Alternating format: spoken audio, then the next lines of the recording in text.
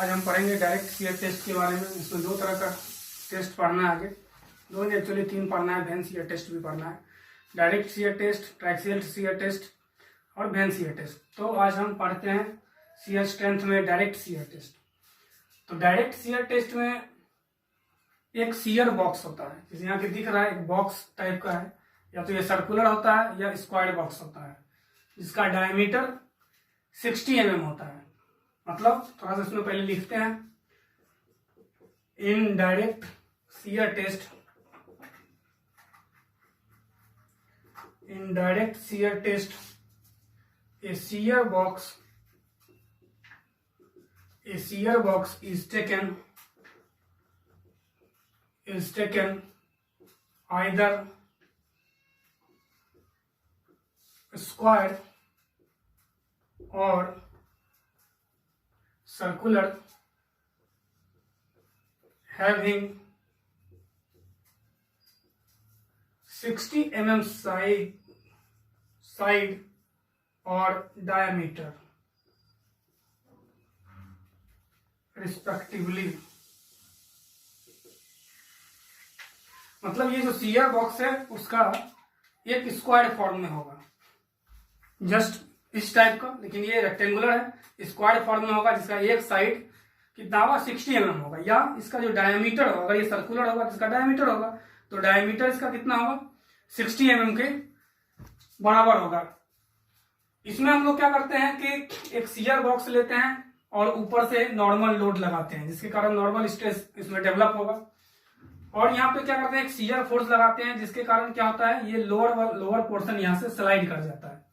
तो स्लाइड करने के दौरान यहाँ पे सॉइल में क्या आ जाता है, क्रैक आ जाता है। इसी को हम लोग बोलते हैं शियर प्लेन या फेल्योर प्लेन।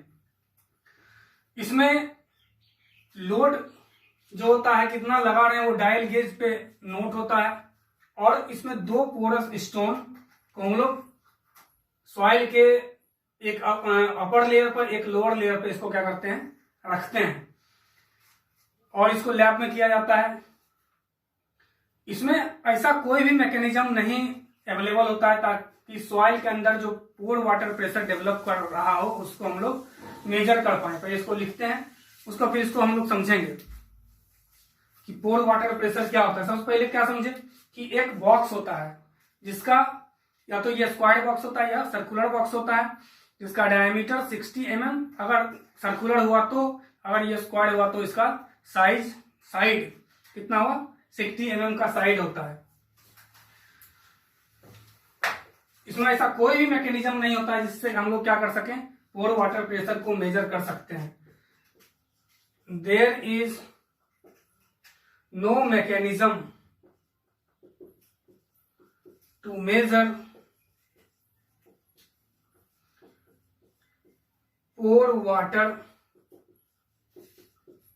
pressure। मतलब इसमें कोई मैकेनिज्म नहीं होता है जिससे कि हम इसके अंदर जो पोर है उसमें जो वाटर है उसका प्रेशर कितना होगा मेजर कर पाए। मतलब पोर वाटर प्रेशर किसको बोलते हैं समझते हैं। सॉइल में क्या होता है, बहुत सारा वॉइड्स होता है, जब और वॉइड्स में दो ही चीज होता है, या तो एयर होता है या वाटर होता है, या दोनों होता है। अगर एयर है तो वो ड्राई सॉइल है, ओनली वाटर है वॉइड्स में तो फुल्ली सैचुरेटेड सॉइल है, अगर दोनों चीज है तो पार्शली सैचुरेटेड सॉइल है।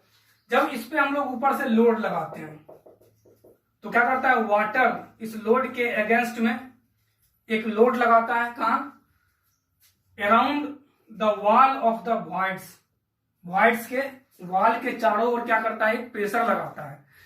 इसी प्रेशर को हम लोग बोलते हैं पोर वाटर प्रेशर। मतलब पोर में, वॉइड्स में जो वाटर है वो जो प्रेशर लगा रहा है all around the void surface of the void surface को हम लोग क्या बोलते हैं, पोर वाटर प्रेशर बोलते हैं। मतलब जब इसमें हम लोग लोड लगाते हैं तो वॉइड्स में कितना प्रेशर जनरेट हुआ इसको मेजर करने के लिए मेरे पास कोई सुविधा इस टेस्ट में नहीं होता। मतलब इस टेस्ट में हम लोग मेजर नहीं कर पाएंगे किसको, पोर वाटर प्रेशर को। ये बहुत ही इंपॉर्टेंट है, और इसलिए इस टेस्ट को हम लोग ड्रेन कंडीशन में परफॉर्म करते हैं। यानी जब इस टेस्ट को करते रहते हैं, अगर इसमें वाटर होगा तो क्या है, पोरस है, पोरस मतलब छिद्र है नीचे स्टोन में, तो इससे होते हुए क्या होता है, वाटर ड्रेन हो जाता है, मतलब निकल जाता है। यानी इस टेस्ट को हम लोग करते हैं ड्रेन कंडीशन में। This test is perform in drained condition,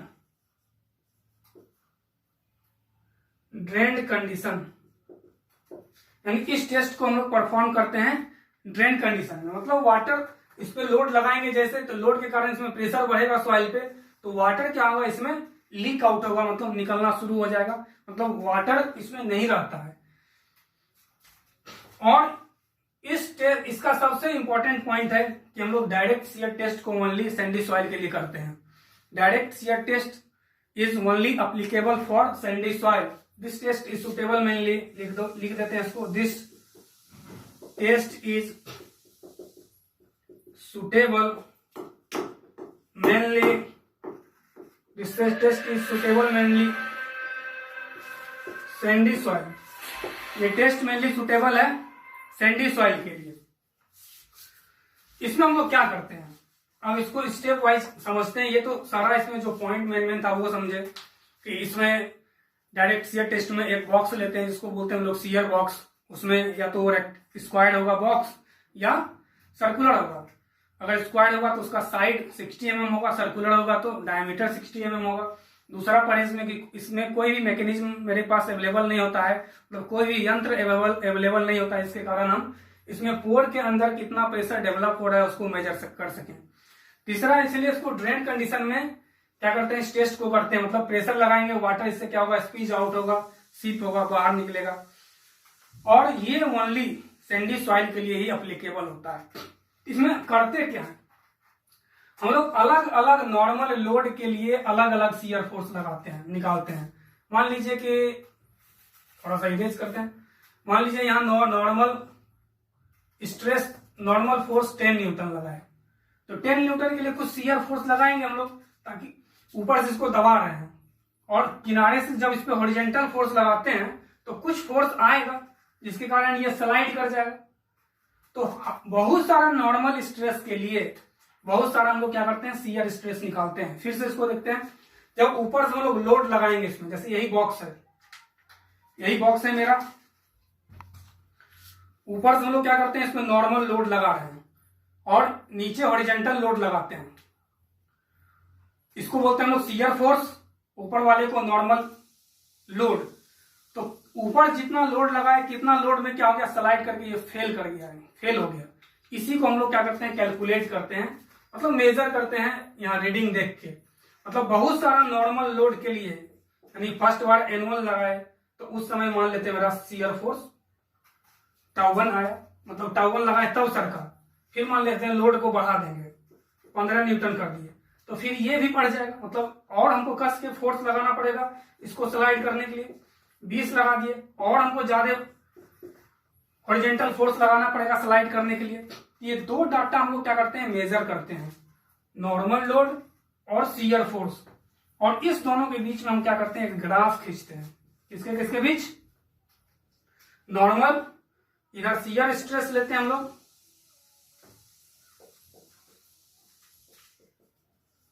और इधर नॉर्मल स्ट्रेस या नॉर्मल लोड। यानी जब हम सिग्मा N1 लगाए तो उस समय टाउ 1 आया, जब सिग्मा N2 लगाए तो उस समय टाउ 2 आया। इसी कारण हम लोग क्या करते हैं, ग्राफ खींचते हैं इसी दोनों के बीच, मतलब नॉर्मल स्ट्रेस और शियर स्ट्रेस के बीच एक ग्राफ खींचते हैं। जब ग्राफ खींचते हैं तो कुछ इस तरह का ग्राफ हम लोग को मिलता है। और यहां से बाय एक्सपेरिमेंटली एक फॉर्मूला निकालते हैं कि शियर स्ट्रेंथ जो होगा tau equal to C plus sigma 10φ, यानी सिग्मा एन मतलब सिग्मा नॉर्मल फोर्स इंटू 10φ।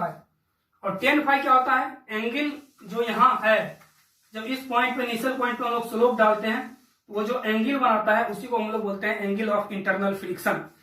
और यही मेरा 10φ होता है। मतलब किसी भी सॉइल में शियर स्ट्रेंथ कितना होगा वो डिपेंड करेगा उसके कोहेशन पे। ये तो सिंपल सैंडी सॉइल है, इसमें सी का वैल्यू क्या आ जाएगा, 0 आ जाएगा।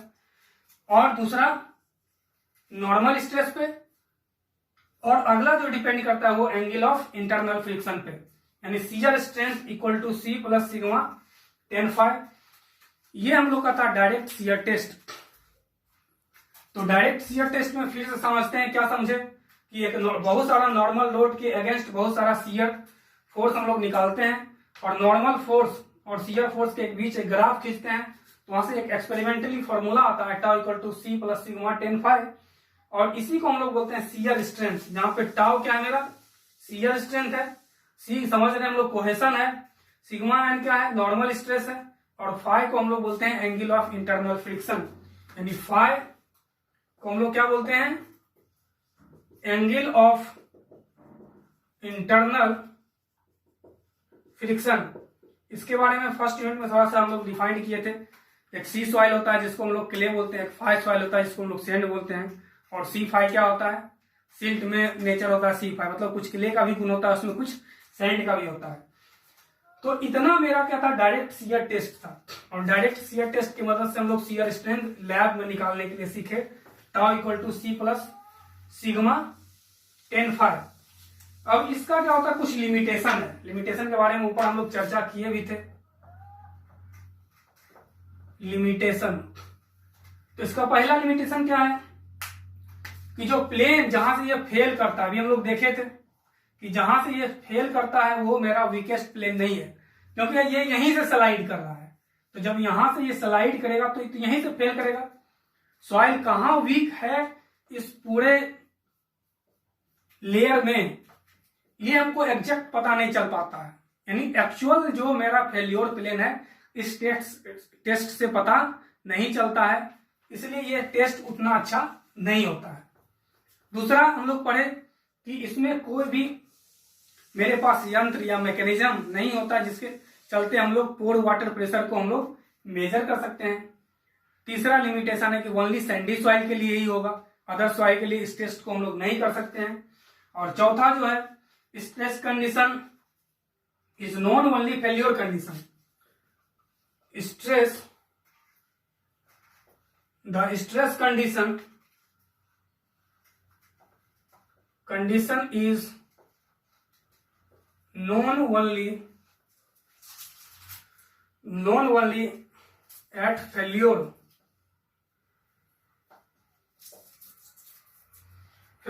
therefore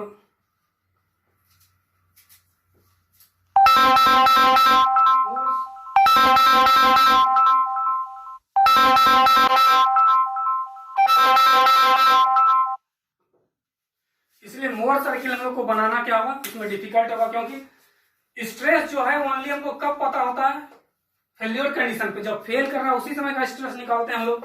tau equal to sigma, मतलब यहां से शियर स्ट्रेंथ जो निकाले हम लोग फेल्योर कंडीशन पे निकाले, इसलिए उस समय क्या होता है कि मोर सर्किल इसमें हम लोग बनाना मोर सर्किल बहुत ही डिफिकल्ट हो जाता है। आज के लिए इस वीडियो में इतना ही, अगले वीडियो में फिर हम लोग देखेंगे ट्राइक्सियल शियर टेस्ट।